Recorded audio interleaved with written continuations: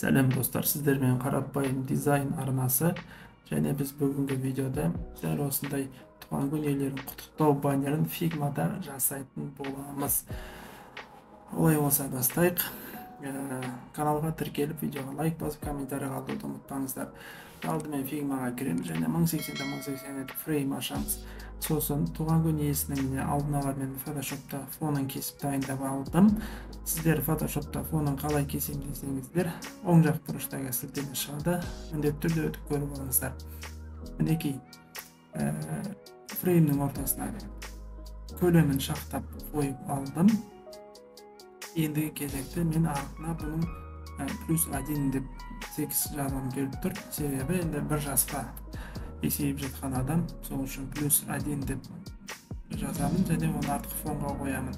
Артқы фонға қою үшін осы текстті оң жақ, сол жағымыздағы слойлардың ішінде осы суреттің слойының астына жібереміз. Және бір ескере кететін жағдай, осы қара түсті текст жазған кездеріңізде қою қарағып жазбаңыздар. Бұл көзге тым жағымсыз көрінеді. Осылай сәл ашықтау қарағып жазсаңыздар, әдемі көрінеді. Міне +1 деп жаздым. Енді маған қосымша элементтермен дизайнды әрлеу керек. Сол үшін мен осындай шеңбер қоямын және осы түсін өзім осы баннерға беретін түсті алдын ала осылай дайындап алдым. Сіздер де өйстіп шешіп дайындап алсаңыздар болады. Мінекей бір эллипсті осындай түспен бердім. Енді оны көшіріп, заливкасын өшіремін де оған обводка беремін. Сөйтіп оны екі рет копиясын жасап, осындай етіп қоямын. Енді маған осының ішінде мындай текст по кругу дейді, осындай эффект қою керек. Ол үшін осындай кругты копировать етіп аламын, сосын астына текст жазамын. Біз енді ондай эффекттер жасау үшін көбіне Figma'да плагиндармен жұмыс істейміз. Плагиндар не, ол не деген сұрақтар болса комментарийға жаза кетіңіздер. Мінекей өйстіп текст жазамын және осы текстпен мына шеңберді таңдап, осы плагинді, плагиннің аты мына жерде шығады. Осы плагинді таңдап басамыз, сол кезде бізде осы текстті осы шеңбердің бойымен айналдыра жазып береді. Мінекей осы жазуды алып, ошаға ыңғайластырып қоямын. Сосын мына жерде осы шеңбердің папкасының ішіне кіріп, шеңберді тауып, өшіріп тастаймыз. Мінекей біздің шеңберді айнала жазылған текстіміз дайын болды. Енді осының ортасына +1 деп тағы да қоямын. Бұның бәрі достар қосымша элементтер екенін ескеріңіздер және бұның бәрі біз қосымша элементтер бізге дизайнымызға ерекше бір сән береді. Сондықтан осындай қосымша элементтерге аса көңіл бөлген жөн. Және де тым артық қандай көп элементтерді қосудың да қажеті жоқ. Мінекей +1 деп жаздым және оның түсін сәл мынандай ақшылдау етіп қоямын. Тым аппақтың қажеті жоқ, өйткені жан-жағының бәрі аппақ. +1 деген тексті аппақ, шеңбердің обводкалары аппақ. Енді маған осы туған күн иесінің атын жазу керек. Бұл жерге осындай аты жазылып тұратын плашка дайындаймын. Және ол плашканың түсін мына жерде шалбардың түсіне сәл жақындау түсті жасаймын деп шештім.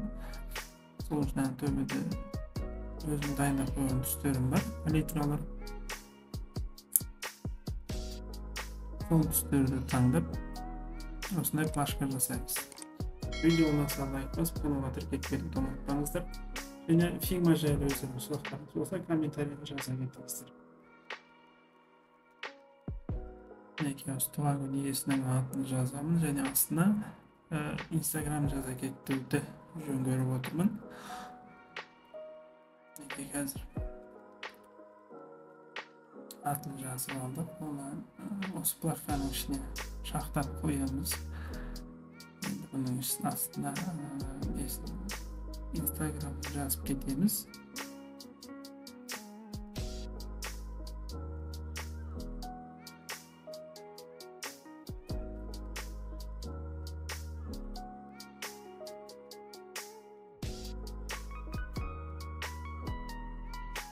bir eskерген жайт достар, осындай әр жазған тексттеріңізді, плашкаларыңызды сол жаққа слайдың ішінде неғұрлым бәрін бір топтың ішіне салып отырсаңыздар, өздеріңізге ыңғайлы, және әр топты өзінің атауымен атап қойсаңыздар тіптен керемет болады.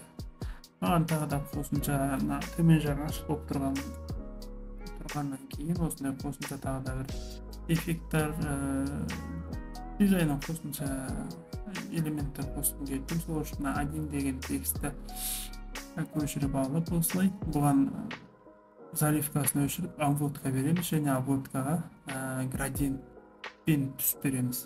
Біргелкі түс емес, осында өзіміздің қолданып жатқан үш түрлі түсімізді ашық қара, жасылдау және қоңыр түсті осылай градиент етіп береміз да, астыңғы жақтың пространствосын осы элементпен толтырамыз.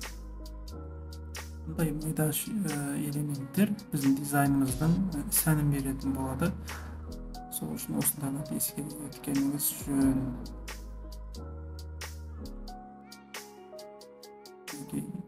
Қалыңдығын келтірдік. Енді осылай төменге қаратай деп жазылып тұрғаны түсіндікті. Осылай әдемі етіп қоямыз. Енді бізге туған күннің өзінің датасы келіп. Датасын жазуды кетуді жөн көріп отырып, датасын жаза кетейік.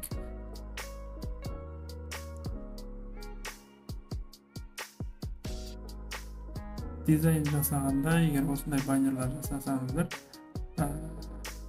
шамамен бір 2-3 түс және шрифті да 2-3-ден артық асырмаған жөн. Өйткені 4-5 түрлі шрифт болып кетсе, онда ол уже адамның көзін шатастырады және баннердің сәнін құртады. Ол үшін 1 мен 3 шрифттің арасында дизайн жасаған абзалырақ.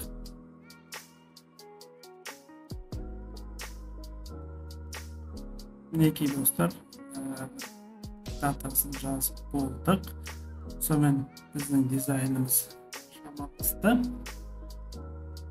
Енді жоғар жағына туған күнімен құттықтап жазып қойсақ болды. Сонымен осы достар, біздің баннеріміз дайын. Сіздер видео ұнаса лайк басып, каналға тіркеліп, комментарийға өз ойларыңызды жаза кеттіңіздер. Осымен достар, дизайнымыз дайын. Оны жазып, әдемілік қойып болсақ болды. Сәлінің арасын шамын және центровый етіп қоямыз. Мінекей аккуратный, әдемі баннер дайын болды. Мінекей достар, біздің баннеріміз дайын. Сіздер де дәл осылай жасасаңыздар болады. Өздеріңіз құттықтайтын адамның суретін алып, астына суреттің орнына қойсаңыздар, әдемі баннер дайын. Егер мен жасауға уақытым жоқ десеңіз, менің жекемен шығыңыздар, сіздерге сол тегіннен сәл қымбаттауға жасап беремін. Назарларыңызға рахмет. Каналға тіркеліп, лайк басып кетуді ұмытпаңыздар.